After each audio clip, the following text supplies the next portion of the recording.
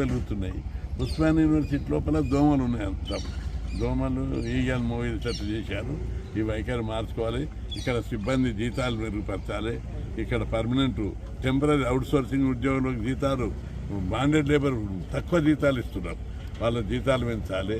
యూనివర్సిటీలకు చాలామంది outsourcing temporary ఉద్యోగులకు పర్మనెంట్ చేయాలి.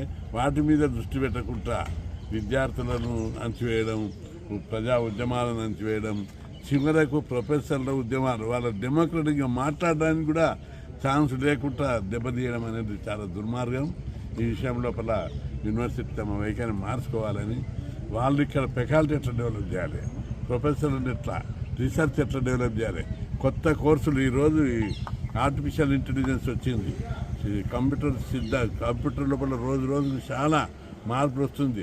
అప్డేట్ యూనివర్సిటీ చేసి విద్యా ప్రమాణాలు పెంచవలసినటువంటి అవసరం ఉంది. ఇప్పుడు ప్రైవేటు యూనివర్సిటీలు, ప్రైవేట్ కాలేజీలు ఉన్న స్టాండర్డ్ కూడా ఒక సిబిఐటి ఉంది. నువ్వు ఉస్మానియాలో చదువుతావా, సిబిఐటికి పోతావా? నువ్వు ఇంజనీరింగ్ మెరిట్ స్టూడెంట్ని అడిగితే నేను సిబిఐకి పోతా, వాసవికి పోతా అంటారు తప్ప నువ్వు ఉస్మానియాలో చదువుతా అంటలేరు.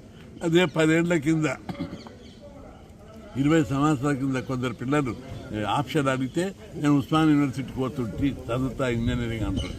అట్లాంటి స్టాండర్డ్ నుంచి దిగజారిపోతుంది. యూనివర్సిటీని ఎడ్యుకేషన్ స్టాండర్డ్ పెంచాలి. ఫెకల్టీని ఫుల్ స్కేల్, ప్రొఫెసర్లు లేరు, అసోసియేట్ ప్రొఫెసర్లు లేరు, అసిస్టెంట్ ప్రొఫెసర్లు లేరు,